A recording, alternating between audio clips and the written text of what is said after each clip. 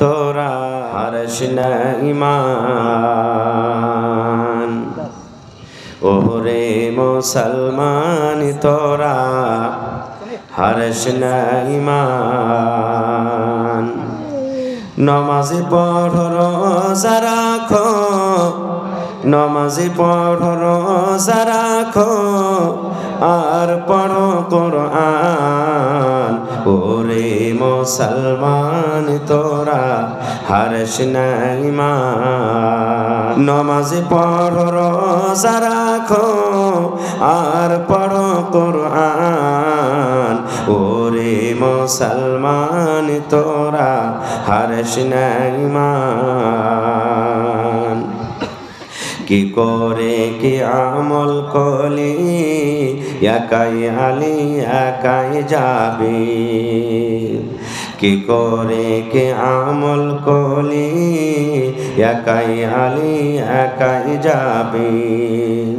ভালো আমল যদি করে গেলে নেক আমল যদি করে গেলে হবে তোর কল্যাণ ওরে মুসলমান তোরা হারস না ঈমান নমাজ পড়ো রোজা রাখো নমাজ পড়ো রোজা রাখো আর পড়ো কোরআন ওরে মুসলমান তোরা হারস না ঈমান নারে তাকবীর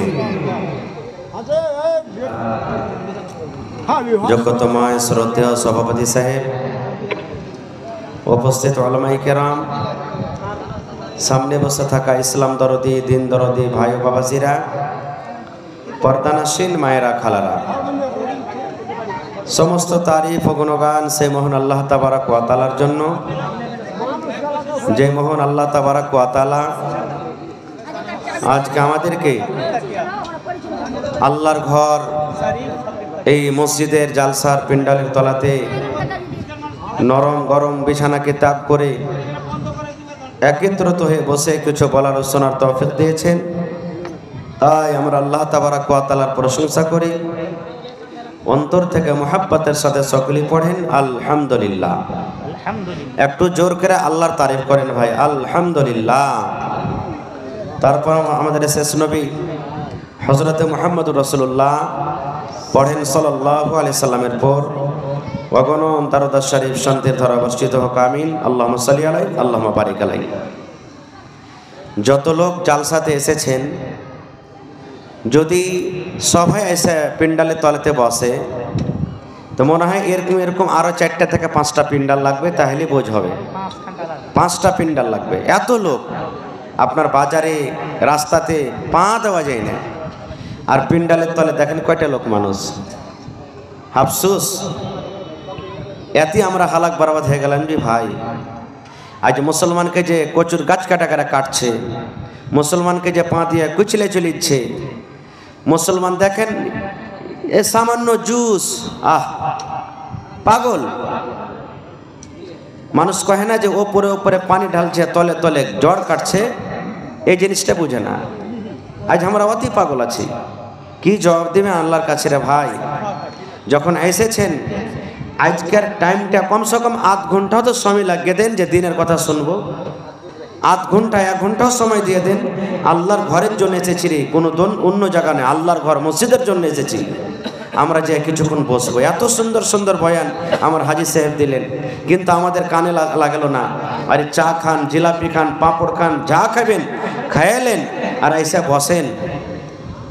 বসেন কারণ এ সময়টার দাম আল্লাহ যদি কিয়ামতের দিন জিজ্ঞাসা করে হাজি তোমরা যে দেবীনগর জালসা শুনতে গেছিলে তো খালি কি করেছো দিনের কিছু কাম করেছো যদি খালি কহেন যে খালি ঘুরে বেড়ালছি আল্লাহ খালি পাঁপড়ই খেয়েছি খালি জিলাপি খেয়েছি খালি চাই খেয়েছি তাহলে কহেন আল্লাহ তাআলা কি বদলা দিবে আমি নওজওয়ান খাস করে যুবককে বলছি যুবক এই জওয়ানের খুব দাম আছে রে ভাই এটাকে এমনি দিক ওদিকে বরবাদ করে দিয়েন নাই সময়টার খুব দাম এই লেগে আপনারা আইসা বসেন 10 টাকা পারবেন দিবেন না পারবেন না দিবেন এটা আলাদা কথা কিন্তু সামনে এসে বসেন খায়ের যা হোক আজকে যত এখানে আপনারা বসে আছেন আপনাদের নসিব ভালো, আপনারা হলেন খাস আল্লাহর মেহমান। কার মেহমান?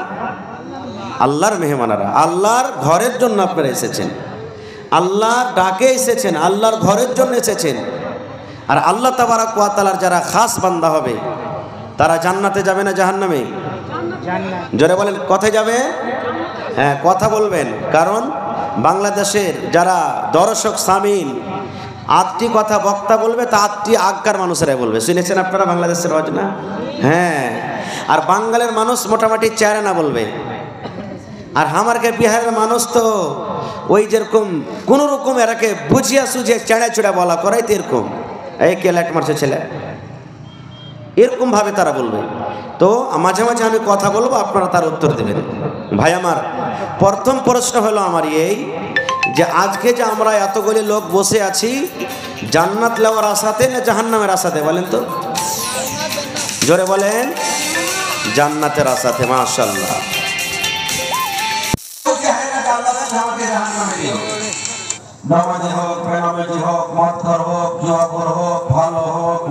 জান্নাতি টিকিট দরকার আছে, জান্নাতি টিকিট লাগবে।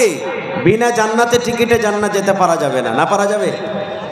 তাহলে জান্নাত যাব আমরা আজকে ইনশাআল্লাহ। পড়েন, জান্নাত চোখে দেখিনি কিন্তু যাওয়ার আশা আছে। আছে না নেই? আল্লাহর কাছে দোয়া করেন, আল্লাহ আমি যাই আমল করছি আমার গুনাহ খাতাকে মাফ করে তুমি আল্লাহ একদিন জান্নাত, আল্লাহ জান্নাত দিও। পড়েন আল্লাহুম্মা আমিন। তো জান্নাত যাওয়ার মেলায় রাস্তা আছে। আমি 2-3টা কথা বলবো, কারণ আমার 2টা উদ্দেশ্য, একটা কিছু বলবো, একটা কিছু নিব। আমি মোটামুটি 10-15 মিনিট আপনি দিলেন, মাশাআল্লাহ। লেখা রাখেন না মাওলানা, আমি দোয়া করে দিয়েছি। বাস আমি 2-3টা হাদিসের কথা বলবো। এই আমলটা যদি আপনি জীবনে করেলেন, ইনশাআল্লাহ আল্লাহ জান্নাত দেবে। পরে ইনশাআল্লাহ জান্নাত দেবে। প্রথম জান্নাত যাওয়ার টিকিট, প্রথম জান্নাত যাওয়ার পয়েন্ট, আল্লাহ তাবারক ওয়া তাআলা দুনিয়াতে কোন কাম করতে গেলে খুশি হয়ে জান্নাত দিবেন, তার আগে একটা কথা বলি যে জান্নাত যে আমরা চাবো, চোখে দেখেছি জান্নাত? চোখে দেখেছি? দেখেনি। আচ্ছা আপনারা বলেন তো, আল্লাহ তাআলা তো জান্নাত দিবেন দিবেন, জান্নাতে ফাও তো দিবে। কি দিবে? ফাও। আজকে জান্নাতের বয়ান নয় আমার, শুধু জান্নাত যাওয়ার রাস্তাটা কি। তো জান্নাতে আল্লাহ ফাও দিবে। ফাওয়ের একটা কথা বলবো। আপনি বলেন, আপনি 5 কিলো বাগুন কিনে নিলেন, বাগুন কেনার পর যদি বাগুনওয়ালাকে বলেন যে হাজি তোমার কাছ থেকে 5 কিলো বাগুন নিলো, তুমি একটা ফাও দিবে না? জোড়া লাগাইতে হবে। হ্যাঁ, জোড়া লাগাইতে হবে। তো কইবেন ফাও দিবে না? তো ফাও দিবে। তো ভালো হাইনঠা বাগুন গালা দিবে না পোকা লাগা দিবে? আপনারা কহেন তো, একটু কথা বলেন ভাই। মুখে যদি পান থাকে, খাইনি টেনে থাকে, তো পান তলে একটু ফেলে কথা কহেন। আমি যতক্ষণ থাকবো কথা কয়ে দেবেন ইনশাআল্লাহ। পোকা লাগা বাগুন দেবে। 1 কিলো মাছ কিনে নিলেন, হ্যাঁ 1 কিলো মাছ নিলেন, একটা মাছ গালা ফাও দাও না জি। তো ভালো একবারে জিন্দা মাছটা দিবে না ছোট মোটো গালা দিবে? কিন্তু আল্লাহর জান্নাতের ফাও কেমন হবে জানেন? সুবহানাল্লাহ। আল্লাহ রাসূল বলেছেন, একটা লোক জান্নাতি চেয়ার, জান্নাতের কুরসি হবে সোনার। কিসের কুরসি? আজকে আমি কাঠের কুরসিতে বসে আছি, প্লাস্টিকের কুরসিতে, কিন্তু জান্নাতের কুরসি সোনার হবে। সুবহানাল্লাহ। একটা লোক জান্নাতের কুরসিতে বসে থাকবে, সোনার চেয়ার, সোনার কুরসি। আর পিছন থেকে একটা বেটি ছেলে, বেটি ছেলে সবারই পছন্দ নাকি? একটা বুড়ারও পছন্দ, জোয়ানেরও পছন্দ, ছোড়ারও পছন্দ, সবারই পছন্দ। বেটি ছেলে মানুষ পছন্দ করে। তো বেটি ছেলে একটা আসবে জান্নাতের ভিতরে, কার জন্য? যে সোনার চেয়ারে বসে থাকবে তার জন্য। আর আয়েশা ওকে পিছে থেকে ইশারা করবেন লিখে। তা আপনাকে যদি কেউ পিছে থেকে ইশারা করে তো পিছে ঘুরে দেখবেন না? তো ও তখন জান্নাতি লোকটা পিছের দিকে ঘুরে দেখবে, দেখার পর ওর রূপ, ওর সৌন্দর্য, ওর চেহারা দেখে ও তখন বলবে, মান আনতে, তুমি কে গো, কে তুমি? তখন ও বলবে, আমি হলাম ফাও। কি বলবে? ফাও। এবার ফাওটা কেমন হবে শুনেন। আল্লাহর নবী বলেছেন, এরে আমার উম্মত, জান্নাতের ভিতরে ফাওটা কেমন হবে তোমরা শুনে নাও। আল্লাহর নবী বলেছেন, তার এত রূপ হবে, এত সুন্দর হবে, চেহারাখানি এত সুন্দর হবে, ঝলমাল ঝলমাল করে জ্বলবে। নবী আমার বলেছেন, রাতের পর যখন সকালবেলাতে সূর্য ওঠে, সূর্যের আলোতে গোটা পৃথিবীর অন্ধকার দূর হয়ে যায়, রাত দূর হয়ে যায়। আল্লাহর নবী বলেছেন, উম্মত ওই সূর্যের তাপ এত থাকা সত্ত্বেও, সূর্যের আলো এত থাকা সত্ত্বেও ওই জান্নাতি বেটি ছেলে, ওই জান্নাতি মহিলা যদি একবার দুনিয়ার দিকে নজর করে দেয়, দুনিয়ার দিকে তাকাইয়া যায়, ওরে সুবহানাল্লাহ, ওই বেটি ছেলের এত রূপ হবে, ওই বেটি ছেলের এত সৌন্দর্য হবে, ওই বেটি ছেলের এত রূপ হবে, দুনিয়ার সূর্যের আলো, দুনিয়ার সূর্যের আলো তার সামনে কিন্তু ফিকা হয়ে যাবে। সুবহানাল্লাহ, দুনিয়ার সূর্যের আলো যেটা ফিকা হয়ে যাবে তার সামনে।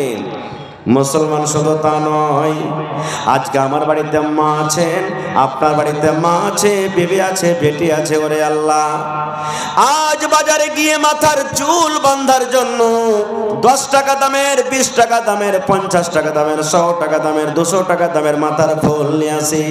কিন্তু নবী আমার বলেছেন, উম্মত রে, ওই জান্নাতি মেয়ে ছেলের মাথার ফুলটা এত দামি হবে, ওরে সুবহানাল্লাহ। দুনিয়াতে যত সোনা আছে, যত চাঁদি আছে, যত নতনালা আছে, যত সম্পদ মাল আছে, সমস্ত যদি তুমি বিক্রি করে দাও, আর বিক্রি করার পর যদি তুমি বলো ওই জান্নাতি মেয়ে ছেলের মাথার খোপাতে যে ফুলটা আছে উম্মত, ওই ফুলটা আমি খরিদ করব, ফুলটা আমি কিনে নিব। আল্লাহর নবী বলেছেন, উম্মত দুনিয়ার সমস্ত জিনিস তুমি যদি বিক্রি করে দাও, আর বিক্রি করার পর ওই জান্নাতি মেয়ে ছেলের মাথার খোপার ফুলটা যদি তুমি খরিদ করো, এত দামি ফুল, এত দামি, ওই ফুল তুমি খরিদ করতে পারবে না। নারে তাকবীর, এত দামি ফুল। এবার আপনাকে বলবো, ভাওটা যদি এত স্পেশাল, এত দামি হয়, তাহলে যেটা অরিজিনাল দেবে সেটা কেমন হবে?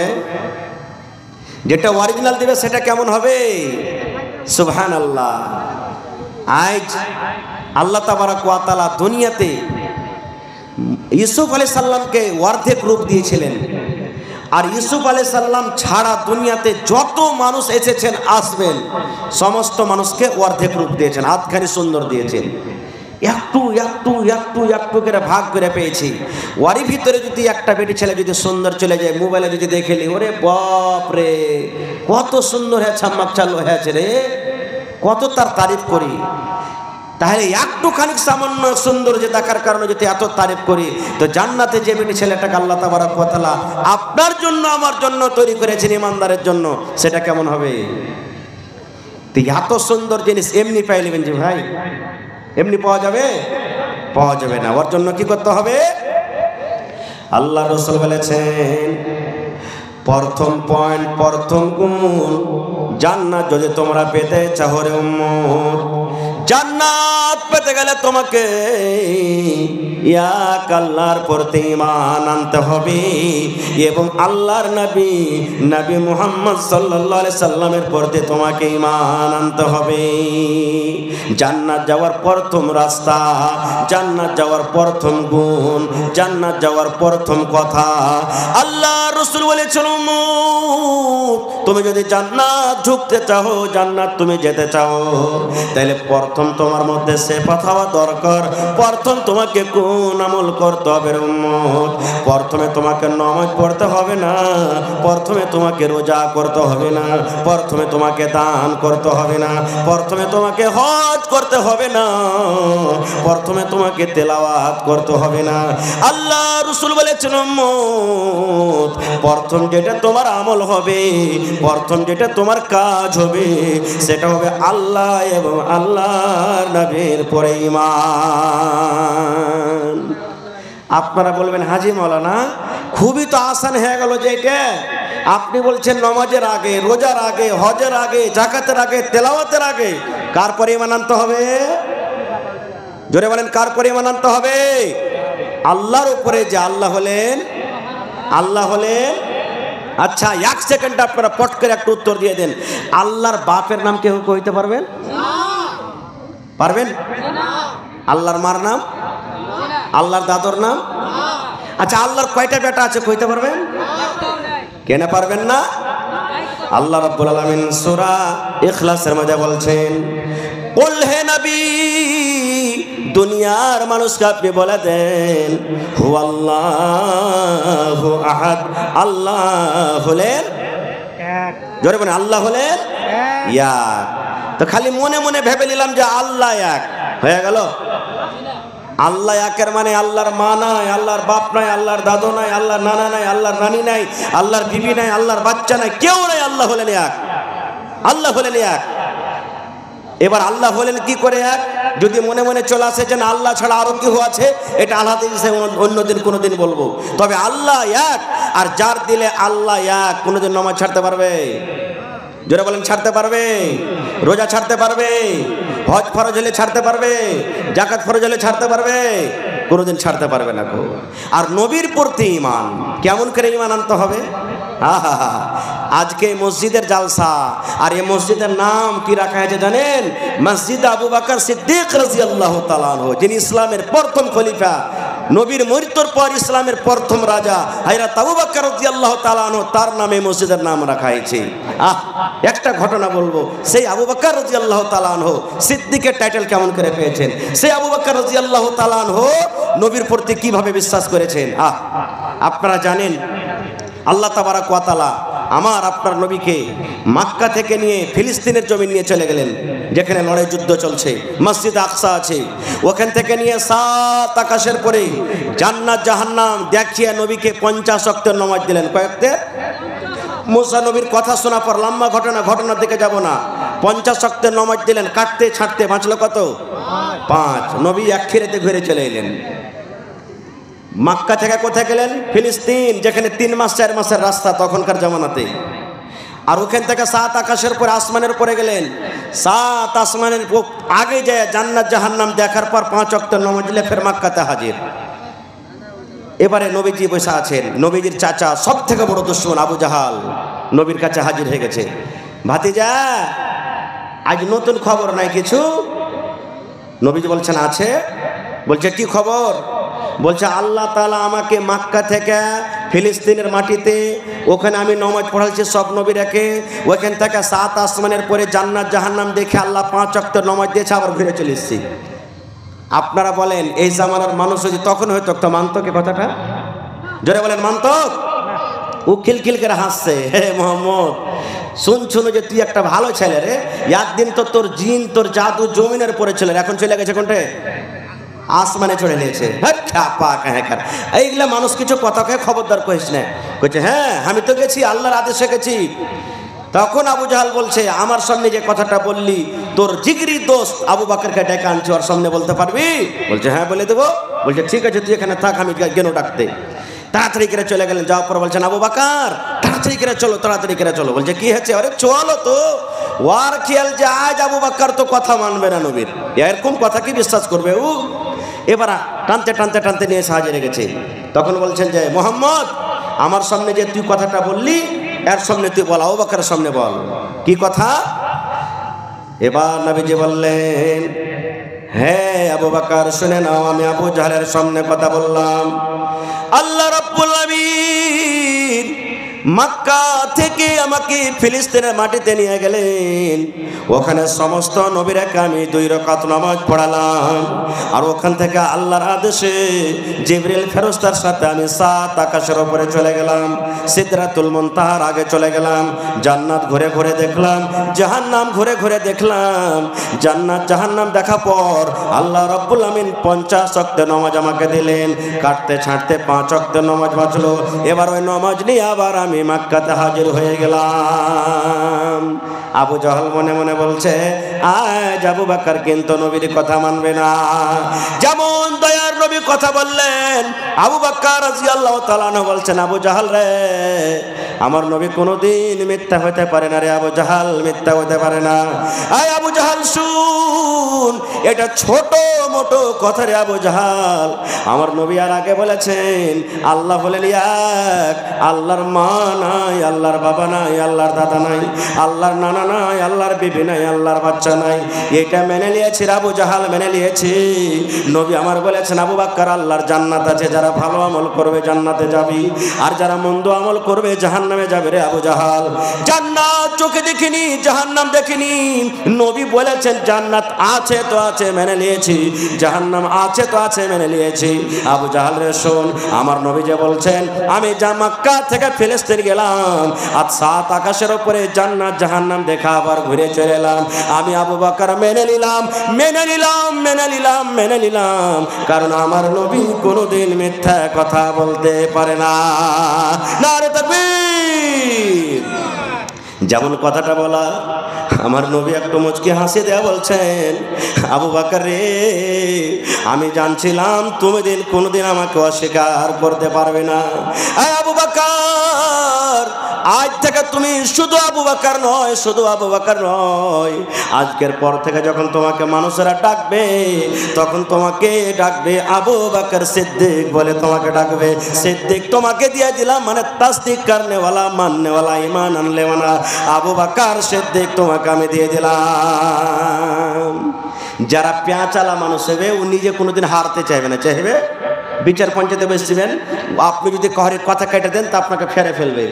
আবু জাহাল দেখলে যারে আবু বকর তো মেনে নিলে আমি ভুল করে দিল, তখন নবীকে ফেরে ফেলতে গেল। কি ফেরে ফেলতে গেল? বলছে মোহাম্মদ তুমি দেখেছো কেন করে, তুমি দেখাইলে যে তুমি ফিলিস্তিনের মাটি দেখেছো, মসজিদ আকসা দেখেছো? বলছে দেখে এসছি।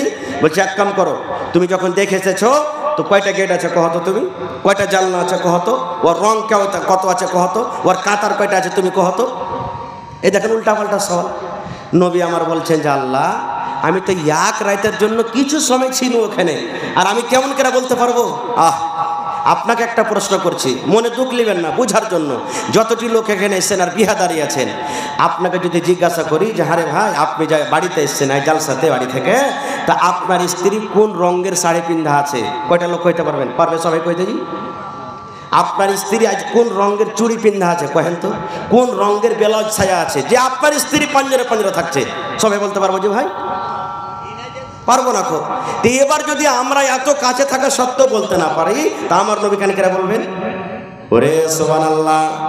নবী আমার এবার আফসোস করে বলছেন আল্লাহ, কেমন করে আমি আবু জাহালের জবাব দিব? আল্লাহ রাব্বুল আমিন জিবরিল ফেরেশতাকে ডাকতে বললেন, জিবরিল আমার নবীর অপমান আমি আল্লাহ সহ্য করতে পারবো না। জিবরিল রে যাও যাও যাও, তুমি তাড়াতাড়ি করে আমার নবীর কাছে চলে যাও। আবু জাহাল প্রশ্ন করেছে ফিলিস্তিনের মসজিদ কেমন, তুমি দেখাও। ফিলিস্তিনের মসজিদে কয়টা গেট আছে, কয়টা জানলা আছে, কয়টা খিড়কি আছে? আমার নবীর কাছে উত্তর নাই।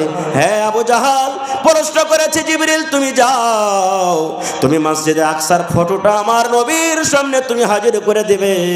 আবু জাহাল প্রশ্ন করবে আর ফটো দেখে দেখে দেখে আমার নবী উত্তর দিবে, দেখে দেখে উত্তর দিবে। সুবহানাল্লাহ। এবার ওখানে কিন্তু অপমান হয়ে গেল। এবার আপনারা বলবেন হ্যাঁ এটা মানবো না, ফটো কেন করে দেখাই দেবো? কেমন করে ফটো দেখাবে? তার বোঝার জন্য একটা কথা আপনাকে বলে দিই, বন্ধুরে আমার, আপনি বাড়িতে আছেন, কত ভাইয়ের বেটা দিল্লিতে আছে, পাটনাতে আছে, সৌদি আরবে আছে, কুয়েতে আছে, আছে না নেই? জোরে বলেন আছে না নাই? আজকে আপনার বেটা সৌদি আরবে মাকে ফোন করেছে, বিবিকে ফোন করেছে, আমি ফোন করব, শুধু ফোন নয়, পট করে ভিডিও কলিং লাগিয়ে দিলে, লাগাইলে না লাগাইলে না, ভিডিও কল লাগিয়ে দিলে, হায় রে, এই মোবাইল থেকে ওই মোবাইলে কোনো তার নাই, এই মোবাইল থেকে মোবাইলের কোনো কানেকশন নাই। আল্লাহুস সামাদ, আল্লাহ রাব্বুল আমিন মানুষকে এত জ্ঞান এত বুদ্ধি দান করেছেন। ওরে আল্লাহ, সৌদি, দুবাই, কাতার, দিল্লি, পাঞ্জাব থেকে আপনি আপনার বিবিকে দেখছেন, আপনার বিবি আপনাকে দেখছে, বলেন দেখে দেখে গল্প হয় কি হয় না? এটা মোবাইলটা কার তৈরি করা? এটা মানুষের তৈরি করা, এটা মানুষ তৈরি করেছেন। কে বুদ্ধি দিয়েছেন? আল্লাহ দিয়েছেন। এটা আল্লাহর জ্ঞান দেওয়া, আল্লাহর বুদ্ধি দেওয়া। আল্লাহর জ্ঞানে যদি মানুষ এতখানি করতে পারে, তবে যে আল্লাহ রাব্বুল আমিন মানুষকে জ্ঞান দিয়েছেন, সেই নবীর সামনে আল্লাহ রাব্বুল আমিন সেই ফটো দেখাইতে পারে কি পারে না? পারে কি পারে না? ওরে সুবহানাল্লাহ। এবার বলবেন মাওলানা জি আর একটা আপনাকে প্রশ্ন করে দিই, আজকে আমি বলছি নেকি থাকলে জান্নাত যাইবা আর গুনাহ হইতে গেলে আল্লাহর জাহান্নাম ঠিকানা হবে রে ভাই। আপনারা বলেন নেকি কি দেখার জিনিস? জীবনে কোনোদিন নেকি দেখেছেন? দান করছেন নেকি কি দেখতে পাবেন? বলেন পাবেন? পাবেন কেউ দেখতে?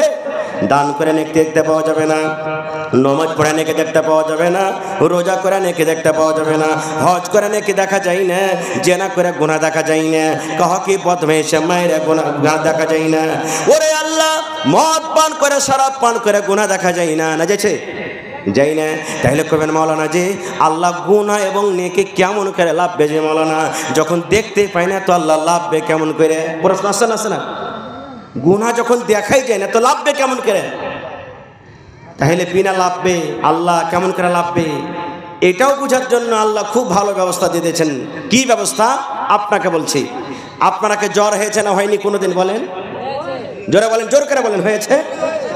আজ তাকে একটা লোক দেখান তো কেউ জ্বরকে দেখতে পেয়েছেন? দেখতে পাননি। বাতাস চলছে, বাতাস চলছে, হ্যাঁ বাতাসকে দেখেছেন আজ পর্যন্ত? জ্বর হয়েছে দেখা যায় না, কিন্তু ডাক্তার সাহেবের কাছে একটা মিটার থাকছে। মিটারটার নাম কি? থার্মামিটার। বগলে লাগিয়ে দিলে 1 মিনিট পর টুন টুন টুন টুন টুন টুন করে বেজে উঠলো। ডাক্তার বলে দিলেন ভাই রে তোমাকে 90 ডিগ্রি তোমাকে জ্বর আছে, তোমাকে 103 ডিগ্রি জ্বর আছে, 100 ডিগ্রি জ্বর আছে। এই মুসলমান বন্ধুরে জ্বর দেখা যায় না, কিন্তু আল্লাহ রাব্বুল আলামিন মানুষকে এমন জ্ঞান দিয়েছে, এমন বুদ্ধি দিয়েছে, মানুষকে এমন ইলম দিয়েছে, না দেখা জিনিসকে যদি মানুষ দেখতে পারে তাহলে আল্লাহ রাব্বুল আলামিন কেন কিয়ামতের দিন নেকি এবং গুনাহকে দেখতে পাবেন না, ওজন করতে পারবেন না? পারবেন? হ্যাঁ। তাহলে ভাই সময় আমার একবার শেষ আছে, আর একটা হাদিসের কথা বলবো। তাহলে প্রথম পয়েন্ট আল্লাহ এবং আল্লাহ রাসূলের পরে ঈমান আনতে হবে। আর কার পরে ঈমান আনতে হবে? কোন কাম করতে হবে? আল্লাহ রাসূল সাল্লাল্লাহু আলাইহি ওয়াসাল্লাম বলেছেন যখন মানুষ ফেরেশতা জিন আজরাইল মানুষের যে জান কবজ করে, মালাকুল মউত ছোট ছেলের যখন জান কবজ করে, বড় মানুষের লয়, যারা সাবালিক হয়নি 10 বছর থেকে নিচে নিচে, 12 বছর থেকে নিচে নিচে, মানে হওয়ার দিন থেকে নিয়ে ছোট্ট থেকে নিয়ে 10 বছরের মাঝে মাঝে ছোট ছেলে যখন মারা যায় তো আল্লাহর কাছে এই খবরটা থাকে না? থাকে না? জোরে বলেন থাকে না? থাকে না? থাকে। ফির ভি আল্লাহ তাআলা ফেরেশতা যখন জান কবজ করে আল্লাহর কাছে যাবেন তখন আল্লাহকে জিজ্ঞাসা করবেন। মায়েরা ভালো করে শোনেন, কি বলবেন? আবাজতু ওয়ালাদ আবদি, হে ফেরেশতা আমার বিচলা টোলার, পিপাল টোলার, খট্টি হাসেলির, সাতভেলি বানালি বাঙ্কা গ্রামের তুমি উমুক মানুষের বেটার জান কবজ করে এনেছো রে, উমুক মানুষের বেটির তুমি জানখানা কবজ করে এনেছো। এই ফেরেশতা বিচলা টোলার উমুক লোকের তুমি জান কবজ করেছো, উমুক ছেলেটা? বলছে জি আল্লাহ। এবার আল্লাহ বলবেন যখন তুমি জান কবজ করো ওখানে ওর মা বাপ কে বসেছিল? জি আল্লাহ বসেছিল।